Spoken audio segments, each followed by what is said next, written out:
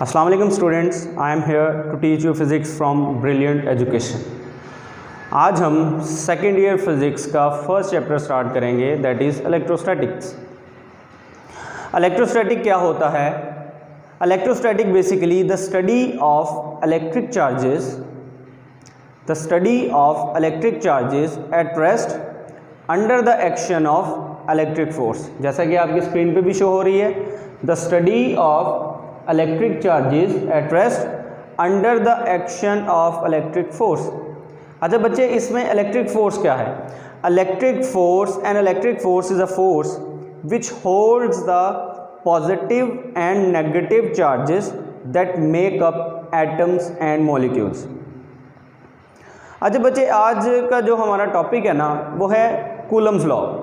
Electrostatic physics में, electrostatic में जो चैप्टर नंबर 12 है, उसमें सबसे पहला टॉपिक है आपका Coulomb's law. Coulomb's law start करने से पहले मैं आपको एक बात बताना चाह रहा था, वो ये है, before this law we can not measure force between the two charges, then Coulomb gave this law and find the force between the two charges. इससे पहले हमें नहीं पता था कि दो चार्जेस के दरमियान फोर्स होती है। कूलम ने ये लॉ दिया और उसके बाद उसने कहा कि दो चार्जेस के दरमियान फोर्स मौजूद होती है। As we know that there are two kind of charges, positive and negative, and we also know that same charges repel each other and opposite charges attract each other. अच्छा बच्चे, Coulomb's law start करने से पहले ये किसने introduce करवाया? ये एक इंजीनियर था, चार्ल्स कूलम, जिसने 1874 में ये लॉ इंट्रोड्यूस करवाया। उसने कहा था कि दो चार्जेस के दरमियान फोर्स होती है, उन चार्जेस के दरमियान फोर्स कितनी होती है उसकी क्वांटिटेटिव नेचर फाइंड आउट की। ठीक हो गया? उसकी क्वांटिटेटिव नेचर फाइंड आउट की चार्ल्स कूलम ने। तो इसने एक लॉ इंट्रोड्यूस करवाया जिसके according the force of attraction और repulsion between the two point charges, the force of attraction or repulsion between the 2 point charges is directly proportional to the product of magnitude of a charges.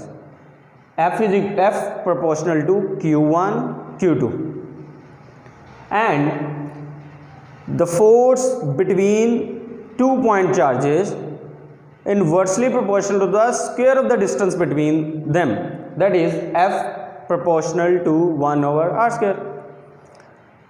अच्छा बच्चे, यहाँ पे point charge का word use किया है। Point charge के बारे में आपका कॉन्सेप्ट क्लियर होना चाहिए। पॉइंट चार्ज क्या होते हैं? तो point charge any charge whether positive और नेगेटिव, कोई भी चार्ज, चाहे वो पॉजिटिव हो चाहे नेगेटिव हो, whose electric field is to be find out या फाउंड एट पर्टिकुलर डिस्टेंस, यानी कि जिसकी जो इलेक्ट्रिक फील्ड है वो लिमिटेड हो, महदूद हो, उसे हम पॉइंट चार्ज बोलते हैं। ठीक है? तो ये बात गौर से ध्यान में रखिएगा कि जो कूलम्स लॉ वो एप्लीकेबल ही पॉइंट चार्ज पे होता है, ये इसकी एक लिमिटेशन भी है। ठीक है? अच्छा आगे चलते हैं। अच्छा बच्चे, यहाँ पे मैंने दो इक्वेशन लिखी, F proportional to q1 q2 and F inversely proportional to 1/r²। अब अगर इन दोनों इक्वेशन को मैं 1 और 2 का नाम देके कंबाइन करता हूँ, कंबाइनिंग इक्वेशन 1 और 2, तो आपके पास रिलेशन क्या बनेगा? F proportional to q1 q2/r²। ठीक हो गया? और आपको पता है फिजिक्स में प्रोपोर्शनल का साइन ख़त्म करने के लिए कोई प्रोपोर्शनैलिटी कांस्टेंट आता है, तो यहाँ हम जो प्रोपोर्शनैलिटी कांस्टेंट यूज़ करेंगे वो k करेंगे। तो यहाँ जो आपके पास फाइनल इक्वेशन बन जाएगी वो बनेगी F is equal to k q1 q2/r²। Clear? अच्छा, यहाँ पे अब q1 यूज़ हुआ, q2 यूज़ हुआ, r यूज़ हुआ और k यूज़ हुआ। तो दो, अगर आपके पास फॉर एग्जांपल ये पिक्चर में शो कर रहा हूँ, तो यहाँ पे देखिएगा कि दो पॉइंट चार्जेस हैं q1 एंड q2। अब इन दोनों, इस एक को मैंने q1 का नाम दे दिया, एक को q2 का नाम दे दिया, और इनके दरमियान डिस्टेंस को मैंने r का नाम दे दिया। तो यहाँ जो इक्वेशन में टर्म्स यूज़ हो रही हैं q1 q2/r² इंटू k, तो q1 q2 ये दोनों पॉइंट चार्जेस हैं, r इन दोनों पॉइंट चार्जेस के दरमियान डिस्टेंस है, और k ये प्रोपोर्शनैलिटी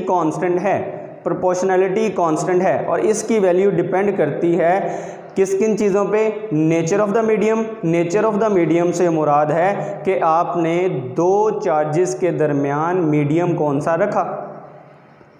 के की value nature of the medium पे डिपेंड करती है और डिपेंड करती है system of units in which you measured charge, radius and force. ठीक है, तो सिस्टम ऑफ यूनिट पे डिपेंड करती है जिसमें आप चार्ज, रेडियस और फोर्स क्या करते हैं? मेजर करते हैं। ठीक हो गया। अच्छा बच्चे, यहाँ जो के है, अगर आपने दो चार्जेस के दरमियान कोई मीडियम नहीं रखा, अगर आपने दो चार्जेस के दरमियान कोई मीडियम नहीं रखा तो के की वैल्यू किसके बराबर आ जाएगी? K is equal to 1/4 pi epsilon naught. Epsilon naught basically medium को रिप्रेजेंट करता है। चूँकि आपने कोई मीडियम नहीं रखा इसीलिए ये वर्ड यूज हुआ है एप्सिलॉन नॉट। ठीक है, तो K is equal to 1/4 pi epsilon naught. ठीक है, और K is equal to 1/4 pi epsilon naught की वैल्यू किसके बराबर है? 9 क्रॉस 10 की पावर 9 न्यूटन मीटर स्क्वायर पर कूलम स्क्वायर। ठीक है, उसके बाद यहाँ पे जो एप्सिलॉन नॉट यूज़ हुआ है इसे हम बोलते हैं रिलेटिव परमिटिविटी, और इसकी वैल्यू, ये कांस्टेंट है, इसकी वैल्यू किसके बराबर होती है? 8.85 क्रॉस 10 की पावर 12 पर न्यूटन पर metre square and coulomb square. ठीक हो गया। अच्छा, अब ये जो मैंने छोटा सा पैराग्राफ आपको डिस्कस करके बताया जिसमें मैंने आपको बताया कि ये फॉर्मूला यूज़ हुआ, इस फॉर्मूले में के क्या है, एप्सिलॉन नॉट क्या है। बच्चे ये एमसीक्यूज पूछ सकता है कि what is the value of के। तो जो मैंने अभी यहाँ वैल्यू बताई, के इज इक्वल टू 9 क्रॉस 10 की पावर 9। ठीक हो गया, और उसका यूनिट भी सेपरेट शॉर्ट एमसीक्यूज आ सकता है। ठीक है, यानी कि what is the unit of के। ठीक है, तो वो होगा न्यूटन मीटर स्क्वायर पर कूलम स्क्वायर। ठीक है, what is the unit of relative permittivity. ठीक हो गया, what is the value of relative permittivity. तो ये डिफरेंट एमसीक्यूज पूछ सकता है। ठीक हो गया, के की वैल्यू किन चीज़ों पे डिपेंड करती है वो एमसीक्यूज भी पूछ सकता है। ठीक है, अब ये जो आपके पास के की वैल्यू निकली है, K is equal to 1/4 pi epsilon naught, ये आपने इक्वेशन नंबर 3 में पुट कर देनी है जो आपके पास लास्ट इक्वेशन बनी थी, F is equal to K Q1 Q2 over R square. ठीक है, तो के की वैल्यू वो पुट कर दी, तो यहाँ रिलेशन क्या बना आपका? F is equal to 1/4 pi epsilon naught into Q1 Q2 over R square.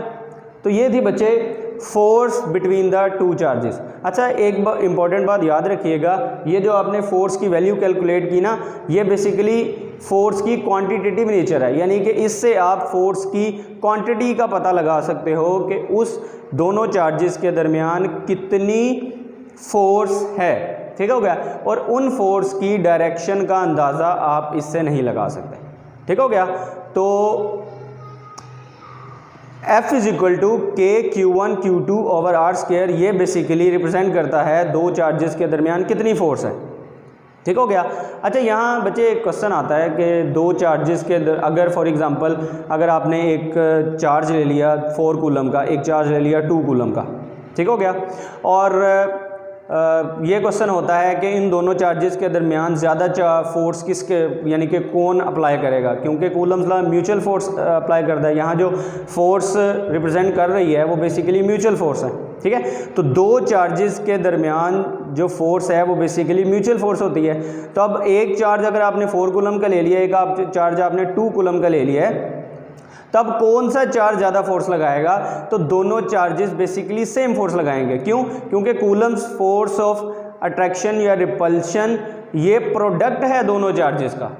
ठीक हो गया, तो ये चूंकि प्रोडक्ट है दोनों चार्जेस का, तो उनके दरमियान दोनों चार्जेस सेम फोर्स लगाएंगे। ठीक हो गया, तो इसका ये आंसर था। उसके बाद लास्ट पॉइंट जो मैं डिस्कस करना चाह रहा था वो यही था कि ये स्केलर क्वांटिटी है और इसका जो वेक्टर क्वांटिटी है वो हम नेक्स्ट पार्ट में डिस्कस करेंगे। ठीक है, अच्छा स्टूडेंट्स,